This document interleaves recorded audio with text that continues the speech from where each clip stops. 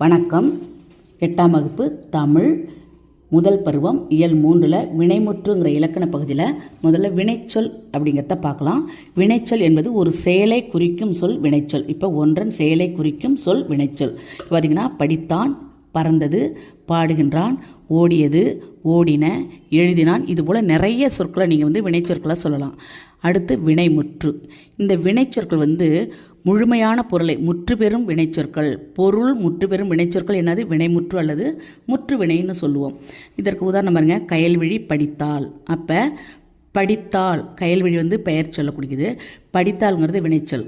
அப்போ இது படித்தால் பெண்பாலை குறிக்குது, இறந்த காலத்தை குறிக்குது. இதுபோல் பொருள் முற்று பெற்று வரணும். இப்போ படித்தங்கிறது யார், என்ன, ஏதுங்கிறதே தெரியாது. இது எச்சம்.